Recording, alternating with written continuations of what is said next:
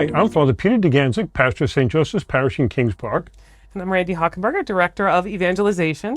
And as you may recognize, we have back with us again, Nicole Alimario. Nicole is here to join in a conversation this week of a very in particular topic, and I'm just happy to have her here with me. I will say this up front, it's a topic that can be a little bit touchy, so especially if there's some younger ears, you may just want to listen to it first before you share it with them. There could be a couple of topics or things in this topic that might come up that could just be a little bit sensitive. So spend some time, listen to it before you do share it with a young person. What's the age limit? I would say, high school and under. Okay. I think it's going to be appropriate because I think everything we've discussed in the green room, as they say on TV, this is the green room actually, but all those different things, just sometimes I don't think we're going to go that deep, but I still wanted to just give a little bit of a precursor that you pre-listen before. So listen to the whole thing this week. Now everyone's waiting with bated breath to find out what is it that we're exactly talking about, Father. Well, it's within this message series that we've started just recently, of course. And within this message series, we're looking at the different parables of Jesus. But this week in particular, we kick off a thing called NFP Awareness Week. That means Natural Family Planning. And the church is just asking us to draw some awareness of what we mean by natural family planning. Now, this has been something that I think has been out there. I think people have appreciated it. But then there's a whole group of people, I think, that underappreciate this particular thing. So I thought it would be good that we not only have me as the pastor, Randi as a theologian of sorts that has understanding of the practicalities of it, but also a medical professional. So that's why we've brought our good friend Nicole back. If you remember 3 months ago, she was walking down the aisle the last time she was here. And just tell me now, it's been 3 months. How's married life? That's not bad. He's still alive. He's actually mowing the lawn right now. Oh, so good. Somebody's at least taking care of the home. Yes. Well, my husband's mowing the lawn today, too. Ah! Getting the husbands to do good, dirty work. No comment. But anyhow, so I know you did your honeymoon in Bali and all those other things. Just a quick catch the people up. Oh, well, we did the honeymoon in Bali, and we were also privileged to do the Sposi Novelli in Italy. We were debating because it was a lot to kind of like plan in less than 3 months financially as well as. Want to tell everyone what the Sposi Novelli is? Yes, I was getting to that.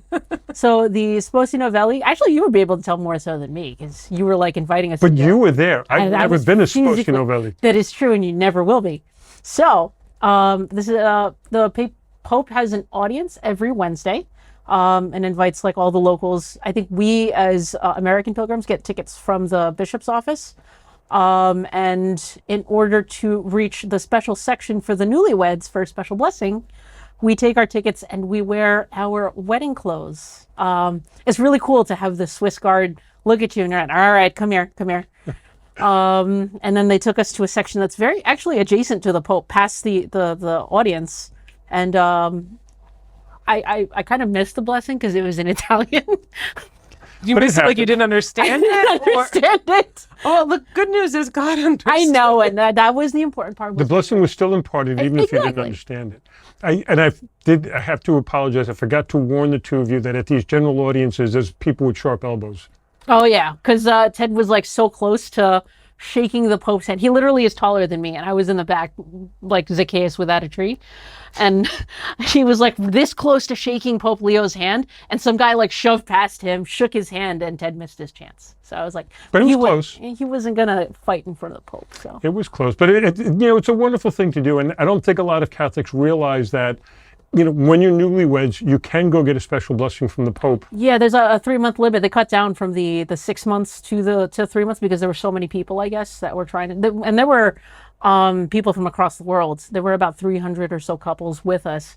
Quite a few Americans, but most of them were on their honeymoon. We were the only ones who were like a couple of months out. I think, though, you got there the last weekend before he went on vacation for July. Thank God, because then we would have been like in Rome. Aw. But you know who you missed the week that you were in Rome, who is here with us now? Father Melwin. I had to think about that. I was like, oh, he studies in Rome. So we were like going to catch up with him. And he's like, you should have told me a month in advance. And I was like, I kind of did. So anyhow, with Eyes Wide Open is our series, and we have this rich gospel of the weeds and the wheat. And one of the things that I always like to reflect on whenever I see these parables of Jesus is the fact that Jesus is trying to open our eyes up to a reality that maybe we're not seeing. And that reality, of course, is the kingdom of God, the kingdom of heaven. We talked about it last week, especially when we talked about how the different parables in Matthew's gospel and how they're unfolding. And you even did a little piece on how you're doing that in the Bible study. So the people in the Bible study are getting the blessing of walking also with these parables now after having seen them in context. This particular parable is one of those ones where Jesus kind of explains that it has this futuristic section to it. And I don't like the way it is interpreted sometimes. I don't think Jesus is saying that, you should be afraid. I think what he's trying to do is encourage you to look towards heaven. So weeds and wheat are just plants. Wheat cannot become weeds, weeds cannot become wheat. So we're talking about, again, one of these static realities. I don't think anything in any of these gospels Jesus means stay where you are. Don't get better. Don't become holier. I don't think he means that at all. In fact, I think he offers these to say, how can we become holier? And so, in this world today especially, I think one of the things we have to do is look for reality beyond what our eyes see.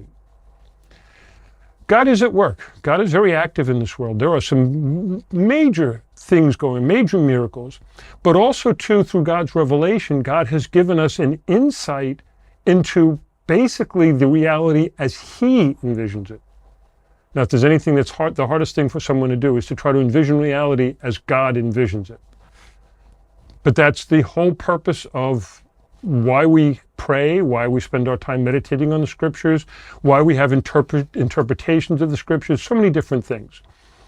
Suffice it to say that this, now coinciding with NFP Awareness Week, gives us an opportunity to talk about what we mean when we talk about natural family planning. Now, as a disclaimer up front, I don't think in any one podcast or in any even hour-long format we can touch upon everything. So please excuse me. I'm going to apologize up front if we don't get into the deep levels that this could go to. What I'd like, you can always set up a meeting with Father. You could do that. But one of the things I'd like to say is that this introduction that we're going to do today is just one of these things to alert, especially Catholics who are sitting there, who might not have a sense of what we mean when we talk about NFP awareness. The bishops, this has been going on, I forget how long, this NFP Awareness Week has been on the calendar for years now. Yeah, I'm not sure when it started, but certainly on long enough that it's, it should be more widely known and aware of, but part of the issue is, that it hasn't been well known or well talked about in the church in recent decades, and yet it's such an important part of what it means to live out in a very practical way our humanity as God gave it to us in our bodies, in our relationships. I would say that probably the epicenter of where we are today was the release of the document Humanae Vitae. Pope Paul VI had released that many, many years ago now. It's July 25th. That's why this particular week is NFP Awareness Week, because it coincides with the anniversary of Humanae Vitae. 1968, I believe. It was 1968. So help me do the math with that. Nearly 60 years, not quite yet there? You're just 2 years shy. Okay. So you can do the math. But anyhow, when that came out, now I'm old enough to remember, although as a child, the world was in an uproar. And it just was not going to turn back. And one of the things that was happening were like the sexual revolution. There was medical advances being made in the areas of like contraception and other things. And the world thought that these theologians were going to go to Rome and convince Pope Paul VI to approve of some of these things that were being released. It just, as a history from beyond that, so we had back, I believe it was in the 1930s, The Lambeth Conference. Where you had the Casti Connubii came out, and that defined, like, while all the other churches were getting behind certain forms of contraception, like condoms and such, the Catholic Church declared that these barrier methods would not be allowed, and the Catholic Church stood staunchly decades prior against that. So that was the backdrop of this, is that the advent of the oral contraception and the pill, it wasn't the barrier method. So that was the new question that was on the table. Well, what about this? Is this going to be allowed for use in the Catholic Church? So that was part of what was happening in the backdrop there. Well, when we deal with these things, it's not just for use in the Catholic Church. It's the Catholic Church's teaching on the revelation from God as to who we are and what our purpose is. But again, within that firestorm, the world was sitting on edge just about, thinking that Pope Paul VI is going to reverse the Church's teaching on this. And when he came out with the document, he basically stood the ground, but in it in a very pastoral way. If you've never read Humanae Vitae, it's not a very long document. You really ought to read it. The one section that was most disconcerting is that when we lower our morals and our standards, it will have an impact on future generations, and it will change their approach to morality and other things. So, first thing I'd like to do is to talk a little bit about what we mean when we say natural family planning. Natural family planning is not biological per se, and I want to be clear about this. So, let me ask you as a medical profession. The heart, what does the heart do? It pumps blood to the rest of the body. So what's the heart's purpose within your body? Pump blood to the rest of the body. So it has a purpose, Yes. and it fulfills that purpose every time the heart beats and pushes blood and carries the oxygen to different organs and different things. Mm-hmm. The lungs, what's the purpose for the lungs? Deliver oxygen to the body. Deliver oxygen to the body by taking the air in, extracting from it what it needs, putting it into the blood, and that way the body can stay healthy and move along. If I were to say to you tomorrow, well, you know what, I'm going to take your heart and keep it from beating for a little while and pumping blood, is that a mistake? Bypass surgery is the alternative, but for the most part, no. The heart's purpose is to be perpetually beating and pumping blood to the rest of the body for. And so if I take an action to stop that, you would agree with me that that's a dumb move? Outside of the context of bypass surgery, yes. Okay, good. Well, bypass surgery, but they're still pumping the blood in an artificial kind of a way. But Yes. again, that's to preserve life, not to destroy life. Mm-hmm. Everything within the body has a purpose. Mm-hmm. What is the purpose of the sexual organs? Reproduction. Procreation. Sorry, semantics. No, but and the church is pretty fussy about this. We talk about procreation because it's the creative sense of what God instilled in our bodies. The nature of the heart is to pump blood and to get blood to all parts of the body. That's the nature of the heart. The nature of the lungs is to take in air, extract the oxygen, put it into the blood, and let it go to the entire body. Mm. The sexual organ is to create new life, to bring new life. So its purpose is to create new life. That's the nature of the reproductive organs.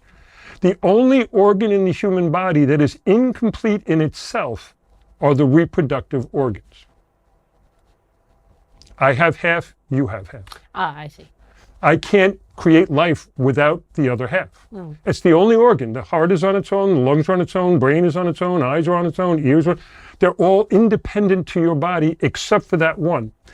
This kind of thinking is what stands behind the church's understanding of reproduction and procreation. The body itself speaks a language, as St. John Paul II said in Theology of the Body. And what it's telling us is that there is an end or a purpose for what God did when he created all these different things to work together. So the nature of something is not necessarily just the biological reality of it, but what its purpose is. And if I can understand its purpose, then I can understand that anything that I do that frustrates that is wrong. So if I frustrate your heart from beating, that's wrong. If I stop your lungs from breathing, well, that's wrong. You know, barring, of course, serious medical reasons to have to do it to save the life. This is the thing that I think most people don't understand. When we talk about natural family planning, we're not talking necessarily about biological family planning. Mm. It's not just a biological, the church understands biology very, very well.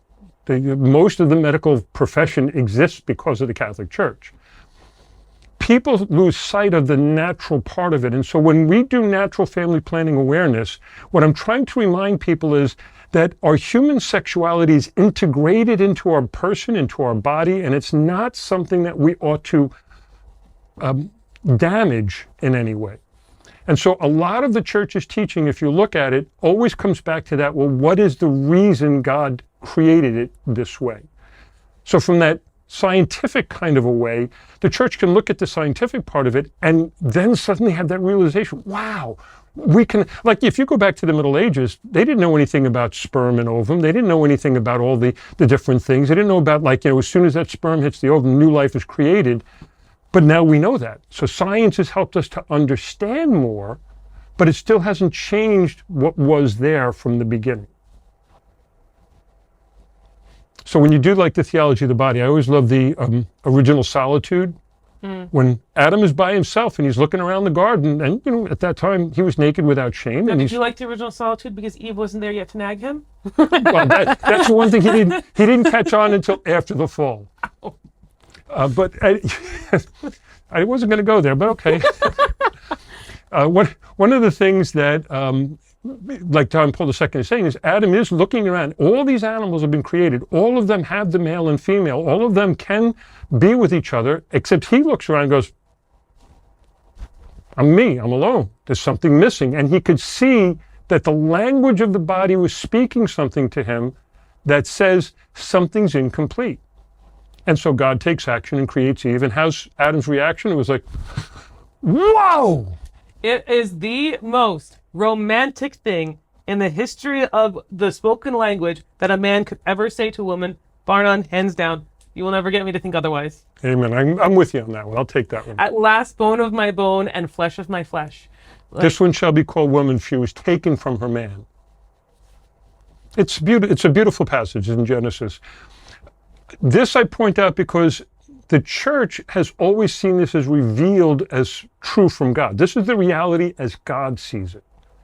And so when we speak about natural family planning, we don't want it to just be one of these things where, well, just turn off your sexual reproduction organs and we'll stop all of this from happening. We'll frustrate the whole thing, and therefore we're family planning. The church wants people to use their God-given reason. They want them to, if there's a reason, and as St. Paul's, Pope Paul II, St. Pope Paul VI.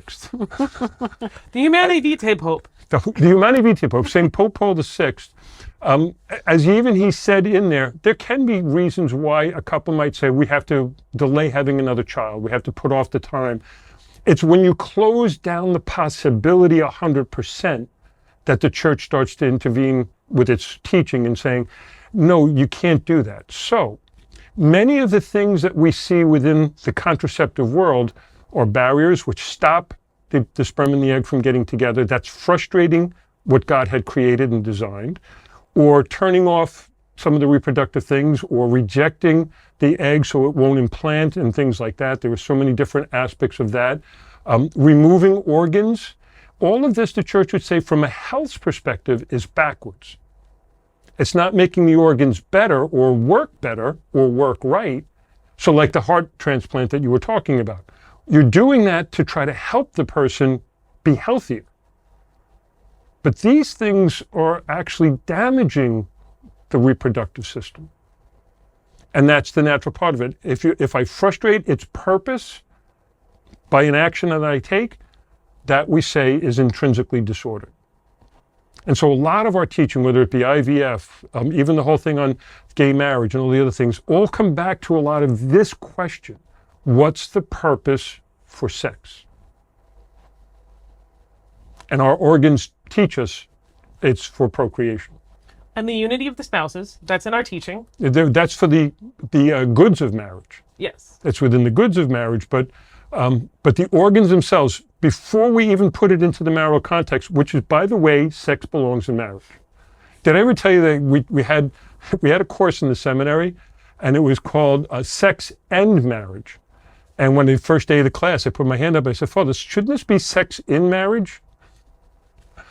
He didn't take that too well. But I mean, I bring that up too, because obviously we know that not every marital act results in the conception of a child. Okay, so just so I can jump with you here for a second before we jump that far. there are these things we call the goods of marriage. One of the goods of marriage is procreation, but another good of marriage, there's three goods of marriage. Another good of marriage is the unity of the spouses. So the embrace, when the bodies speak the language of the body in the sexual embrace, several things that it's speaking. These three goods are what it speaks. So the union is also part of what the body is speaking in that moment, in that communication of basically what God implanted. So the one flesh union. So it's that way of also understanding that, because that it's, and we now know, we have the science behind it. We know that while a man is always virile, women are only fertile for certain times of the month. And that's kind of the backbone of how natural family planning gets its scientific basis, which we're not going to get into in today's conversation, at least. But even just bringing the spirituality into the thing, that right, each child is a gift from God. So that openness to life, openness to that trusting of God, and co-creating with God in every child that is born, each one of us, we have our biological mothers and fathers, but we also have God that gave us our soul. There's actually, it takes three to make a baby, and God is one of them. And part of that frustration that can happen when we have these artificial means of contraception is taking the God component out of the equation. now, from a scientific or medical standpoint, I know you deal with you deal with the nitty gritty. You have the people who come in who have the actual questions or the physical things. Do you ever feel like, well, I don't know how much you deal with, because what department do you work in? So I work in internal medicine, so that's like the covers. It's closer to geriatric medicine, actually, because most of the people who come to our department are pretty sick, but later in life. So you're not directly dealing with fertility problems? Oddly enough, we've been coming in, more recently, there have been a couple of people that have been younger, like in their 30s and 40s, a lot of different reasons, but some of them are pretty sick. And we don't like it when people of childbearing age come in, because babies kind of make it more difficult for us to practice medicine, so to speak. We get a little nervous. Okay, explain that one. Because I'm doing medicine for like one person. When you take into account like the baby, we get nervous, and we don't want to like medicate anyone. We don't want to like. So you mean in gestation? So, or what is it, in utero? In utero. Yes. Very rarely do I deal with those patients. So you're not, but again, should it ever come up, there's a certain set of procedures that you're going to be handed in the institution of saying, this is how you deal with this kind of problem. So someone presents infertility. What's the normal course that they are given? You mean they like become pregnant, and then how do we handle them? No, they want to be pregnant and they can't. So I think that we start off with like the minimum, you have to be trying for about 12 months. And then we refer them to fertility specialists. Actually, I in my age group, being in like the late 30s, I find that some of my peers and people who are in that same age group tend to actually seek out more fertility specialists, not because they can't have children, but because they want to plan for children later in life. And they want to do like egg harvesting, and they want to take care of like possibly having a kid later in life when they're ready for it. I mean, I'm not sure if anybody could just necessarily be ready to have a kid, but I understand that this is part of, because we want to have the career. And of course, it kind of goes back to what I was saying before, men are virile their whole lives. Women tend to have this biological clock, and we live in a society now where marriage is coming later. There's a lot of other factors in it. Supposed to do the thing. So there's part of that. I think that that's a tangential thing to this overarching conversation about, this openness. But where I was going with it is the question of, what are the things that are going to be recommended to this young couple who's having infertility problems? Well, likely, it's not necessarily like jumping straight to the medication or whatnot, but I think they start with checking the men for like their virility of sperm, etc. They look at I believe they look at the men first. GYN is not exactly my strong suit, but in terms of female fertility, they'll check like the things that we would normally check and like PCOS, endometriosis, things of that nature. Known things that can cause irregular cycles, things of that. Now, I'm curious though, and I mean, So before you were talking about, and I get it from like that purely medical standpoint, right? If a woman is coming and seeking medical help and she's already pregnant or she's trying to become pregnant, it does sort of tie your hands as a medical professional. Perhaps there's some interventions you can't do. There are some medications you can't prescribe. Most of them. But like, I'm curious about the balance. When does the woman who is pregnant or trying to become pregnant, when are we not seeing that as a complication, but we're seeing this whole person? The interesting part is that I feel like, and this is not like an overt thing, is that we see pregnancy as a complication to begin with, because it complicates my medical management. It complicates how I approach any of the woman's healthcare conditions. We don't outright say it, but that's like an unspoken rule actually in our department. I think the medical system, though, always wants to look for the quickest solution. So if someone's experiencing infertility, they might give them the drugs that'll stimulate ovary production, or they might give them something that's going to, offer them procedures like, the gamete thing where they assist because the sperm count is low. They assist by injecting the sperm in, even gathering it and all that is all immoral, and we have problems with all of that, but not getting into the specifics this week. One of the things that they'll do is right away recommend IVF. Let's just go for in vitro fertilization. It's a quick fix. I don't know about that jump straight to it, but I do know a lot of my peers It's are happening going a lot. straight to It's happening IVF. a lot more than we want to admit. But from your experience of it, so where would you kind of open that up and just make that clarification? Meaning? So that leap that was being taken. So the quick fix, like where's the nuance and gray in that? Yeah, honestly, the only thing I hear of is in vitro fertilization as the solution to infertility from a medical perspective. You don't hear about things like NAPRO technology and No, those the other things only which do time work. I hear about that is from the Catholic perspective. And we don't have a perspective, we have the truth. But that's beside the point. Yeah, we're not just some sort of religious nuts that are trying to put guardrails on medicine. See, the reason where I'm trying to take this is because the medical system itself looks for results. They just want to get the answer. They want to figure it out. So like I've talked to this with my own physician at times about this whole thing of lowering your cholesterol. Well, I'm just going to put you on this medicine. Well, why are you going to put me on that medicine first? Well, because this will lower your cholesterol. But is it really solving the problem? So I have a lower number and you got the number you wanted to see, but I didn't change my life at all. So I still have a pretty bad diet and I'm still overweight and I'm still this, but at least I lowered that number. I think we have that same tendency to do that with human sexuality. Rather than looking for the lifestyle changes or the deeper changes. I would counter-argue that would be contingent on provider dependency, because if it were me talking, I would probably start with a little bit more of a different perspective, right? So if you asked me to speak to someone about infertility, your physician might be different from another doctor. This is a tangent, but I know of physicians who would prefer to do diet and exercise and look at healthier options. The problem is that there's more pressure to produce. It's not necessarily the medical system that does it. I want that last sentence to be repeated. There's more pressure to produce. And that's one of the difficulties I find with today's modern medicine, is that they want to see results. But that's not necessarily the medical profession. That's insurance the system. pressures. Maybe I'll say it's the system. There you go. Well, like for instance, like when you bring up things like insurance, and I think, you and I had this conversation recently, right? Medical billing and some things like that. You have conditions, diagnoses, symptoms, treatments, right? These are all things that can be Billing on our perspective. Right? These could be quantified on a sheet and then sent over to insurance for compensation. So, right, instead of looking at a whole person and treating the whole person, right, it becomes a lot of symptom management, and that can sometimes overshadow seeing the whole person or even the core problem that's at stake. Especially when you're pressured to see 30 people in like an hour. And one of the things that I think ties into this is the whole reason why contraception became the easy solution to say to people, well, you know what, we know you're not going to change your lifestyle. We know you're going to want to have sex. Therefore, just take this pill, use this condom, put this diaphragm in, use this IUD, all these different things that are frustrating the design of God. But the one thing about natural family planning is it goes both ways.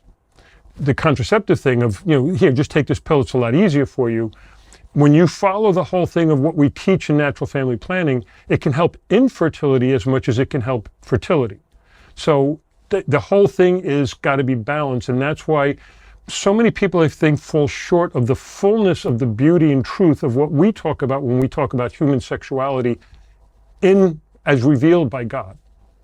And so from day one, Adam and Eve, they knew there's something beautiful here. Adam figured it out right away. Yeah, my mind is going to like 5 million different places right there's now. a lot of do you different still want to talk about how like this is just the medicine mentality? Well, there's a part of that. So I think one of the analogies that we were coming up with is it kind of seems like contraception is the Ozempic of women's health care nowadays, or even men's health care, because now I hear they've had a pill for men now.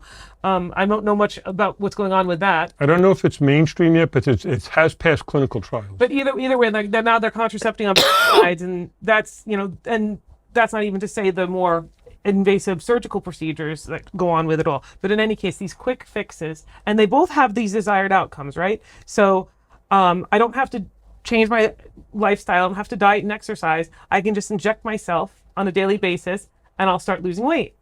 And so I don't have to change my lifestyle when I am using some sort of means of contraception, whatever that might be. Rather, I can just take this pill or use this device or have this thing and set it and forget it. And now whatever outcomes I want from my sexual life, which if I'm using contraception are not going to be a child, I can more or less with confidence achieve. So it's like they both are a way of kind of short-circuiting, maybe even I should say hijacking some of our body systems, it seems to me, as a non-medical person, in order to achieve outcomes without asking more of me, without asking me to consider or think deeply or make any changes without being intentional. And you know how much I love to talk about being intentional. St. Paul VI did talk about it in Humanae Vitae, about lowering the standards. It'll make it seem to the young that there are no limits. What do you think about that analogy? I don't know. You're a medical person, so I just want to make sure I'm not completely off base here. Yeah, I kind of feel like we're kind of like making medicine kind of the bad guy in this sense, when it's more of the limitations of having a human conversation. I do want to see the positives of it. And Yeah. you bring a practicing Catholic in medicine. I want to see you bringing and bridging that connection. Oh, that comes with like a depth of understanding what you talk about, the loftiness and the goodness of approaching it this way, but from a practical perspective, right? And the way that I think about it is bringing it into my own marriage now, because I've only been married like 3 months. But not to get too personal, but it is a conversation between me and Ted, and that's something that we discuss. And I feel like not too many couples end up really talking about this sort of thing. But the one thing that I really appreciate about Ted is that when we were talking about family planning and all of these plans, we discussed that the Catholic, I always say the Catholic perspective, but Catholic teaching is this. And he doesn't get upset about it. He goes, okay, so how do we integrate that into our lives? Mm-hmm. But again, this is you're exactly making the point that the church likes to make. It's that this is a conversation, and we've gotten, I'm going to say, generally speaking, in all of the, even in the church and the culture, we've gotten very shallow when it comes to our discussions. You know, when things have to be probed much deeper, people just get like, meh, and they just kind of walk away from it. I mean, don't get me wrong, he gets like that too, because he's a guy and he has the attention span of like a pea, but if it's not, I was also nagging at you too, because that's Yes, true. I'll take it. But he is mowing the lawn, so his attention span is getting the lawn mowed. Well, hopefully he's paying attention to what he's mowing. Yes, because what time is it? The England game is on right now, so There you go. he could be on his phone mowing the lawn right now, and then if I see, he goes to But Stony now, Brook. when you guys were doing your pre-Cana, Yeah, pre-Cana, yeah. right? Well, because this is the thing that, I mean, a lot of couples go into marriage, like, it's still not well known, even among Catholic couples. I think the stats were years ago, like 98% of people even entering into Catholic marriages were contracepting at some point. But so was it something that was discussed in your pre-Cana? I think it was gently touched upon, because it is, so here's the thingy, that we've had this conversation amongst ourselves for years. So I've been on occasion attentively listening to what the pros and cons are, if you want to break it down to that simply. So you're not the average married couple. Yeah. No, I bring that into our marriage. Ted's been he's what is it called? I'll bring you back Catholic. Reversion. Yes. Yeah. So he's a work in progress. Aren't we all? Yeah. But in terms of what we were doing with like my openness to the conversation is because of my relationship with you guys, right? I am open to listening to anything that you guys have to say, and I'll still take my own personal biases and integrate that into my life how I see fit. But it is because of you guys that I'm listening to this. I only ask one thing whenever we have a conversation like this, whether it be you or anybody else: openness. Just hear the words and understand that there might be something more that you've never explored. And that's what I try to do. I'll say this all the time. When I get into conversations like this with people who are not in the know, I have to spend, 25 minutes of a 3-minute conversation explaining the language so that they can get a better feel for what we're talking You about. basically got to break them down. In a sense, but again, it's a limitation in language. Now, philosophical language notwithstanding, theological language notwithstanding, even just trying to break it down in such a way of like how I explained how organs have a purpose and this is how we understand. But, You're bringing her back to her PA school days. but again, trying to find a way to introduce it to say that this is not an isolated one-part thing. It's a bigger picture. And the church always wants us to step up to that bigger picture. And that is not going to happen if the conversations don't happen. Yeah, and don't get me wrong, like having this part of the conversation involved in my life has definitely its ups and downs, but it's given me a deeper connection with my spouse because we have this conversation, Some people who glaze over that and they're just like, I kind of want to just use the condoms and then that's it. And I'm curious because, you and I have a lot of friends who are also kind of more secularly minded. And I've been in the throes of this whole thing for many years. I'd love to hear your take on why people, young people, young couple, married couples, sex is in marriage, would be resistant to exploring more about NFP, even if they knew about it. I think it's like a personal thing too, because I was always afraid to have this conversation with anyone because sex is a taboo. So too. Well, and just at least for But me. you see, but the funny thing is, it was a taboo when I was younger. It was not discussed. But now it's one of these things where, like, they're bringing it into classrooms and they're making the discussion in the culture, but they're making it without, like, they'll never quote the church in anything that's being done. Yeah, I always love it when you bring in sex into a conversation, Father. When was the last time I did that with you? I'm not, la, la, La, la, la. la. I don't know if you've noticed, but Catholics have been known to be very open about sex, which is why they tend to be the ones that have a lot of babies, or at least they did historically. They may not have talked about it because they were busy acting on it. There's a caricature we haven't heard in a while. But to bring it back to at least how we approach it to our peers, right? At least in our age group, because the people that we want to talk to are the people who are of childbearing age, right? When we talk to our friends, I'm nervous to have that conversation, even as a medical professional. If I want to talk to it from a scientific perspective, if I want to talk about it from a Catholic perspective, even more so, because people are like, "Ooh, religion, you're crazy." So is it religion that's taboo, or sex, or both? Probably both, like taboo upon taboo upon taboo, and then you're just like, eh. See, but we get caricaturized as the ones who are the church of no, and we're really negative on sex. But we're actually very positive on sex, and we're very encouraging, especially within marriage, that young couples do procreate. You don't have to have 15 babies, but it's a beauty of what comes out of marriage. What did Father Jacob always say? 5?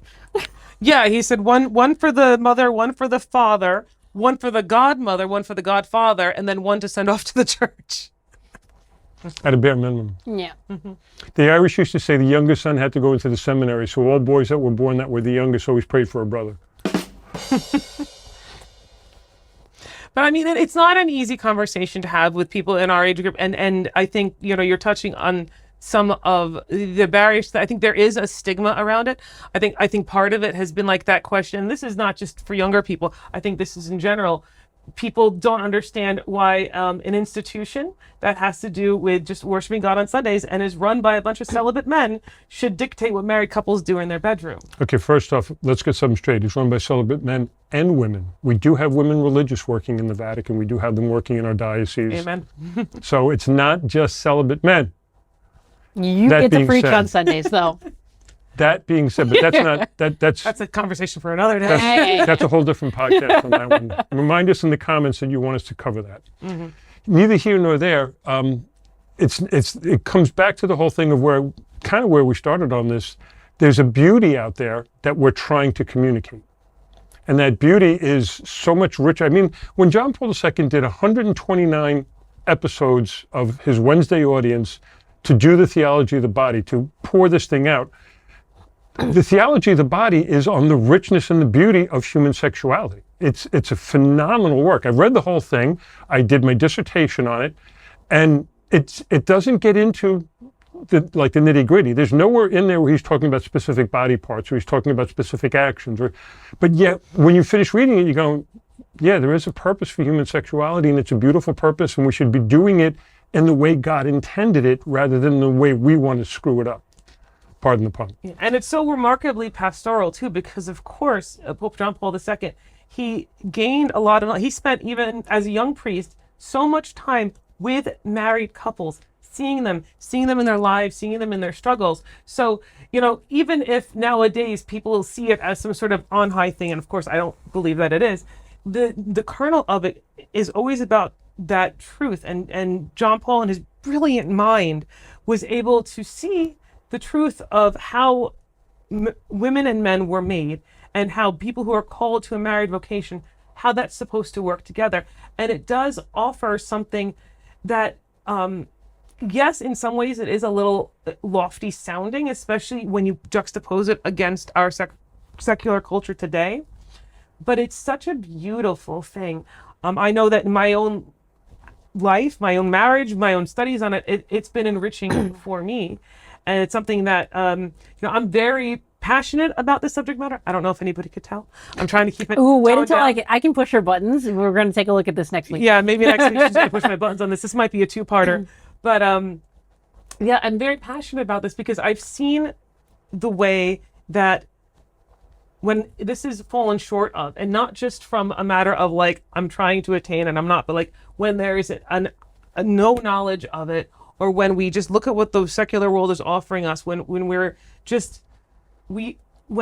there's a lot of brokenness put into the mix and we just settle for that, there's a lot of collateral damage. I think young people today, maybe I think part of the resistance is because we don't believe that there is anything better.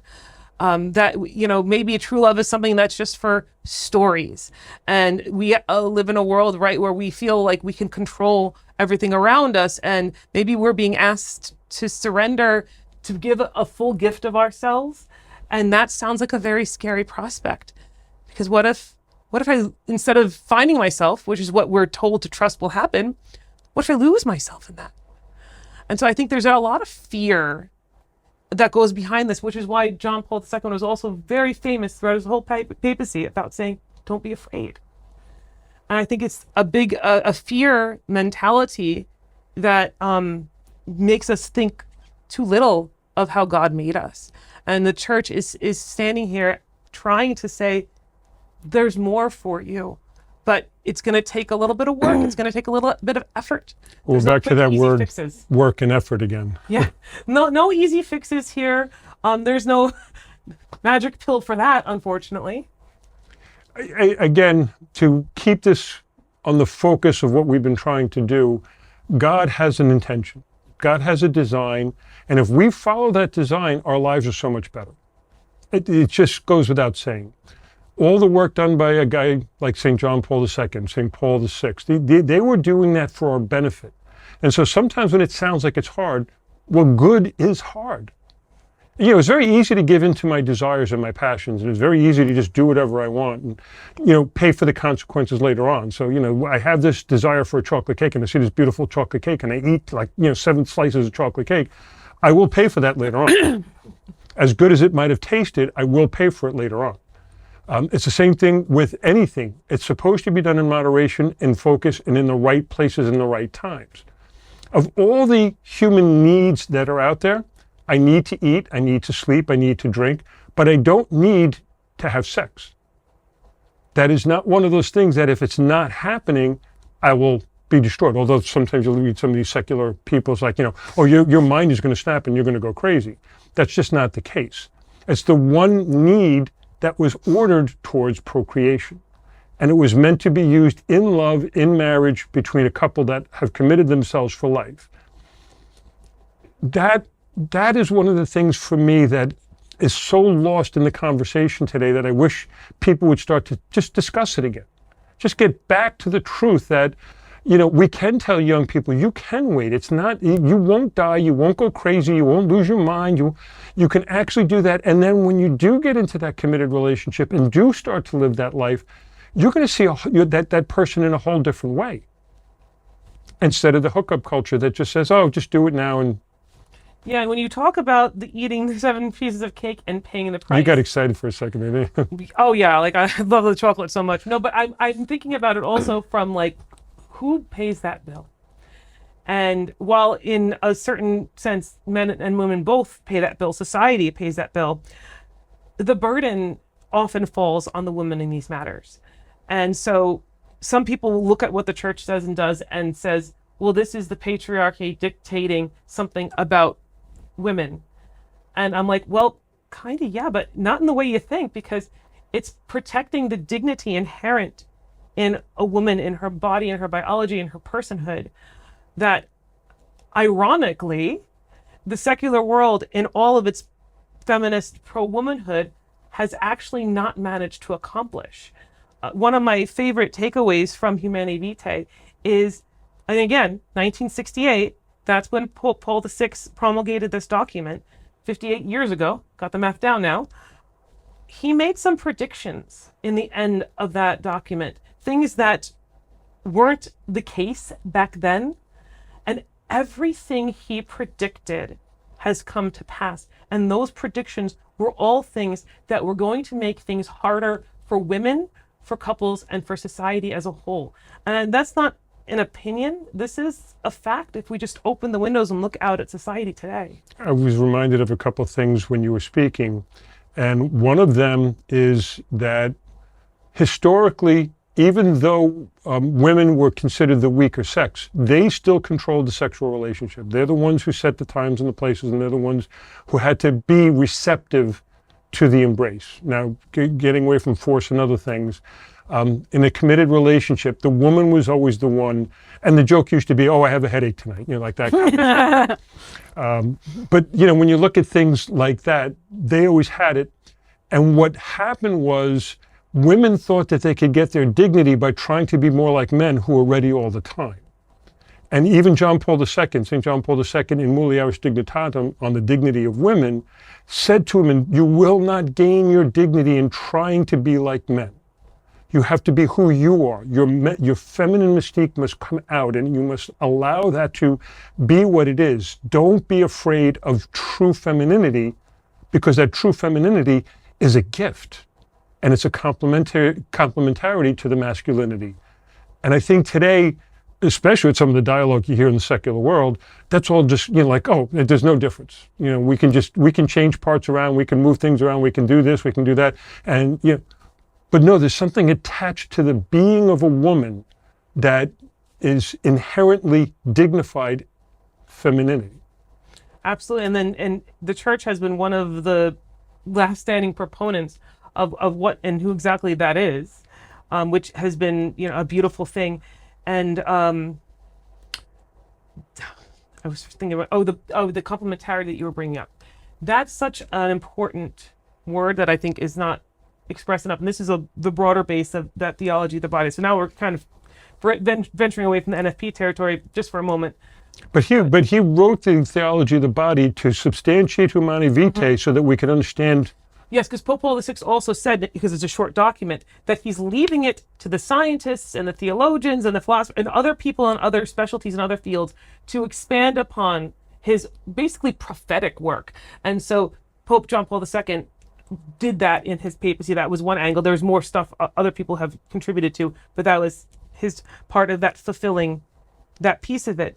And the complementarity is so important because there's more of a language, at least as I see it, and I want to hear more of your take on this too, Nicole, of this competition that has historically enwrapped men and women, right? So like even just saying something like patriarchy comes up with this baggage that says the men are in charge and it's the man's world and the women just get to live in it. And yes, there have been societies in the past, right, where women have had not so many rights and all of this. And it seems to be this like battle that goes on. Who's in charge? We even talk about like secularly battle of the sexes. You know, they used to have that line, men are from Mars, women are from Venus.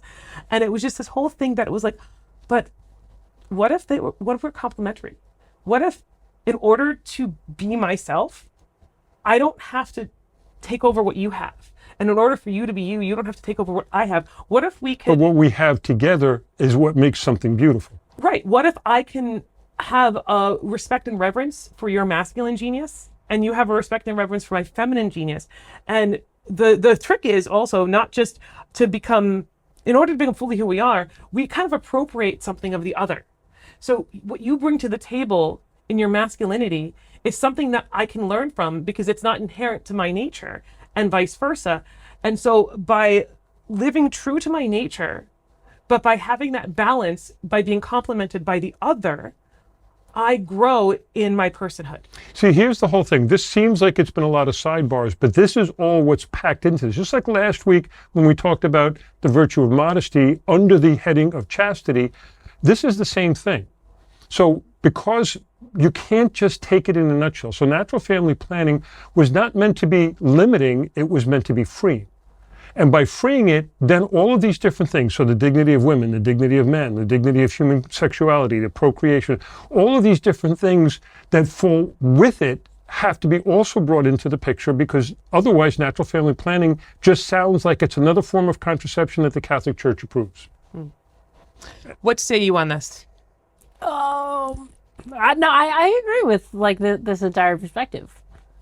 Now, battle of the sexes, how would you couch it? And how are you also seeing the men and women and the dignity of them in the medical field? The way that I kind of see it more so is that I feel like women tend to take more a caring act towards like individuals, like patients and whatnot, but and men take a kind of back seat to it in a sense. There's like, here's the orders, here we... So I should want a female provider if I want somebody to care about me? Not necessarily, because I'm like, then you got someone that's too emotional, but... So masculine, feminine genius is all mismatched around. Yeah. When I was taking a step back and listening to what you were talking about, I was like thinking about the complementarity in my own life, because that's the only way that I'm thinking right now. Hey, go for it. But the one important thing that I took from that is that God placed someone in my life who I can actively be complementary with and find different ways. Like I do very masculine A suitable things. partner, would you say? I do very masculine things like rock climbing and I do like construction work and all this other stuff, and Ted tends to do like gardening and cooking. You are bringing up a very, very important point here that I want to highlight too, right? So what makes our geniuses masculine and feminine is not a matter of function of things that we can do, right? Because there will be, especially nowadays, you see a lot of men, especially fathers, taking on more a hands-on role in the parenting that maybe that didn't happen several generations ago. So if a man is cooking and cleaning and changing diapers, that doesn't make him less of a man. Just like if a woman is going out and being the primary breadwinner from the home, having a career, she's not any less of a woman. The church has never stopped us from doing those things. Right, either. but there's a thing, there's a stigma about that there are these activities that seem to be gendered, and that's not part of the conversation. It was situational for centuries because of the fact that, you know, again, in the industrialized world, things are very different than they would be in an agricultural world where someone's got to go out and break the ground. And if you're pregnant and can't do that, or just had a baby or nursing, and you can't go down and take care of the field, well, who's the logical person to do it? The one that didn't just have a baby and is nursing and taking care of him. That notwithstanding, just because there were roles, the roles don't define the gender. What you do is not who you are. Who you are is what lead you to do what you do. So especially when we get back to this whole thing of the language of the body, that is an expression that only I can give to a woman and only you can give to a man. That's the part of it that is fixed when we talk about masculinity and femininity. The doing part of it, go climb rocks, go do construction, go mow the lawn, and Ted would be happy. Mm-hmm. But like, and the stamp on our bodies, and I there's a very important, I think it's a elephant in the room question, since you are in the medical field, that I will ask you in a second. But, right, so part of the masculine and feminine genius, right, stamped on our biologies, our bodies matter. Women's bodies, what do our bodies do? Our bodies create life from inside. There is an inherent closeness and connection, the child that we can bear in our wombs. And that extrapolates itself out to this nurturance that is considered very typical of the way women relate to one another, about connection and communion and social organization. Whereas a man would represent otherness, right? Because in his body, life is created outside of it. And both are necessary. So we even see in the arguments sometimes that the pro-choice arguments of my body, my choice. Actually, it takes a man sometimes, his presence, his otherness, to help a woman realize that baby is not part of your body. That baby is a separate life. And so that's a very basic piece of it. But that's an example of the way that our biology goes actually has something to say about the way we exercise our geniuses that goes well beyond role or function. It's a matter of who we are. Now, that being said, I have to ask you as a medical professional nowadays, because it seems to be that even in modern medicine, we have this question of what is a man and what is a woman, what makes you male, what makes you female. How do you handle that in your treatments when it comes to gender identities versus the biology? I don't mean to put that bomb on you, but it's an important question. There is that new section in the chart where they're is she going to be on the Supreme Court or something? Or? No, I don't think I can ever make a judgment on that. Be as politically correct as you feel you need to be, but I need to know. I definitely have to. We have a preface in our charts where they're like preferred pronouns now, and I'm like, this kind of makes it hard because I like, being Catholic aside, I literally look at a chart, biological male or female, because I literally am looking at like the X or Y chromosome, because that's what I was trained to do. So if I talk to you without your pronouns and I get yelled at, it's not because I'm like trying to align you because I'm Catholic. It's because I'm looking at a biological female or male. And let's face it, even if you wanted to be called he and you came into the doctor's office and you want to get treated for something and he determines that it's your ovaries. Exactly. You still have ovaries. Even if they do all these medical procedures to change things around, there's still certain medical things or biological things that are going to happen in a woman's body that are going to be different than what happens in a man's body. Yep. Well, anyhow, since we've gone down that path, I know it's a difficult question out there right now, and I hope people can start having the conversation. And I just wish we could get past these roadblocks that have now been set up by some of the secular organizations and the news organizations and even some of the institutions of higher learning and other things where, it's either this way or no way. It's like, let's just have the conversation, because once we have the conversation, you might find out that I'm not a bad person and I actually have some pretty good ideas. You might find out that the church isn't an evil institution that's just trying to say, no, you can't have any sex. You might just find out that there is good out there beyond what our eyes can see. And so we do have to approach life with eyes wide open. Ah! Got back to it. Stuck that back in. Not bad, not bad. So after all of that has been said, free time now, you get to pick. What would you like to say as some closing thoughts? I was just thinking about how we're a culture of ain't nobody got time for that. That's literally like the motto that I see among all of us, and hearkening back to being open to that conversation. There are so many fruits that will come from listening and discussing and being open to the conversation. So have some time for it. You know what? I can agree with you on that. I always encourage people to discern, and that discernment has to come from an honest conversation.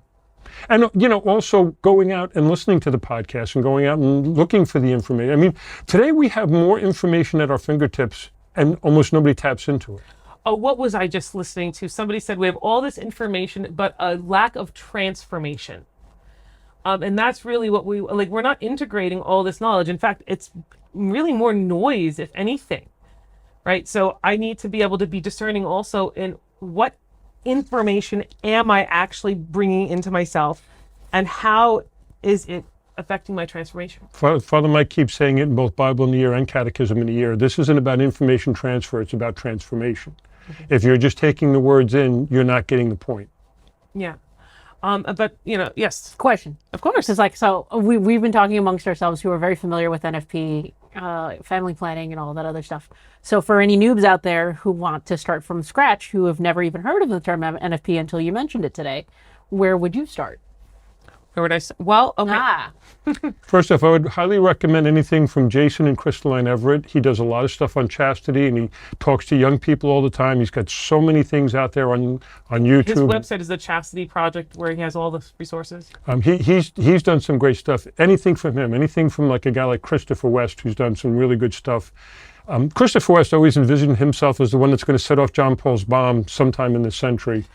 He has Christopher West is the one who wrote the book, The Theology of the Body for Beginners. And he also started a thing called Toby, the Theology of the Body Institute. Yes, he has the institute on it where people get like some certificates in it. But if anybody has tried to read the original language of Pope St. John Paul II, it's a bit hefty and lofty. So Christopher West actually makes it extremely palatable. So he's an easy. So if you want to get some of the theological backdrop that we've been talking about today. But even just explained in such a way that it's not lofty. What John Paul II did in Theology of the Body might seem confusing to someone until you really start reading it and realize he's actually speaking in some very simple terms. It's just a lot bigger and circular because it's such a difficult topic. Yeah. But I mean, to your point, Tom, I'm sure you also were leaning toward like practical too. How do I get information on methods and how to, and Randi is an excellent resource. That's next week. Yeah, we'll talk about them on the podcast next week. But we do have, on Long Island, we have the Gianna Center of Long Island, which is part of our Catholic health system. And so the Gianna Center is a place where the doctors are all trained in some forms of NAPRO technology, which we touched upon earlier. And these are just ways of, again, if you want to an approach to gynecological health that works with, not against, the female body, that is the resource, and they have some practitioners of some of the models that they use there. There's resources online, but like what kind of you're alluding behind your question, right, is unfortunately, while there's a ton of information out there, it's not necessarily so easily accessible. Yeah, so if you go to your healthcare professional, your OBGYN, and you ask, are there other alternatives besides IVF? A lot of the times they'll unfortunately say, that's the only thing I'm going to say about 100% of the time they're going to say that. Yeah. Well, I have to admit in my own life, once upon a time, I was a fallen away Catholic for a very brief period of time, but it did happen. So I know what it's like to have to make those choices. And I lament the fact that I have repented from the fact that I did go on the pill for some time. I was kind of shocked when I was working with Catholic Health. Malloy College has a nursing program. And I asked, do they teach any of this in the nursing program? Do they teach natural family planning? Do they teach NAPRO technology? And they said, well, no. And I said, well, why not? Good. Well, there's a lot of different reasons that go into it, and that's, multiple. But, in the situation that I had, when I was making the decision to start using oral contraception, I really hated the idea of it. I did not want to be on it. I thought that there might have been something better out there. And I asked my doctor, is there anything else other than this? And he said, no. And I was like, there's nothing natural. And he said, the pill is not natural. And then was like, you either take that or you have nothing. So it was a very closed door way of doing it. And for a while, I thought that was my only option that was available to me, because it's just not something that was talked about. And then when I found out that there was more to it, talk about freeing, talk about liberating, talk about, oh, wait, you mean I can actually work with my body instead of against my body? I can't imagine the amount of regret that you also had knowing that option was out there. But that's post-haste. Yeah, but it's still. like because our healthcare professionals are not trained in any of this. And again, we could talk more about this next week when we get into specifics about different things of what we actually mean in terms of technique for natural family planning, what it means, what they do in NAPRO technology and the other things. There are alternatives. And in a world, and I'll just preface the teaser for next week, in a world where young people seem to be pining for natural things, they're always, when it comes to human sexuality, always given non-natural solutions. So something to think about. So you have any closing thing you want to throw out there for this week? Just that, there are some resources out there. It's Natural Family Planning Awareness Week starting on Sunday. So take a look. Make sure you spell the whole thing. If you type in NFP in your Google searches, you're not going to find natural family planning. Check out some of the things. We'll link a couple of good resources in this video that will be helpful to you. If you want to know more about Catholic approaches to medicine in general, there's a new season of the Every Knee Shall Bow podcast that is currently airing where they're covering this topic. There's a past episode too where one of the hosts talks to a medical provider in the women's healthcare field, talks about how because of the use of contraception, we have a little bit of a lag in the advances that have come to women's healthcare in recent decades that is lamentable for women as well. So, just take this opportunity to take some time this week. I know it's not exactly light poolside reading, but maybe take some time to gain more information, if I could say that, on this topic. And of course, as Nicole mentioned, while I'm by no means necessarily an expert, I do have a lot of information and a lot of lived experience navigating through the waters of this. So if there's anybody that has questions either for themselves or for someone that they know about and love and care about, and they want to know more, if you're a parishioner, if you're local here, you can feel free to reach out to me, and I'd be happy to share with you other information that I have and resources at my disposal. One of the things I'm going to recommend this weekend in the homily is a podcast that was done by Jason Everett called Green Sex, The Argument for Natural Family Planning. I think that's the subtitle, but it's unformed. And if you're a Catholic and your parish office formed, sign up. If they don't offer it, sign up and pay the small fee. There's such great resources on Forum. There's just one site when you ask about where I can find out things, not just about natural family planning, but any questions that might come up in the Catholic Church. And I'm going to go back again to plugging Truthly. Zach and the guys at Truthly, thank you. Truthly is a very good app. It's a very good Catholic app, and it gives you good Catholic straight-up answers. So if you have a particular question about any of these things, it'll give you very good Catholic information, and at the bottom, give you a nice question for reflection that will basically say, here's where you can take the next step.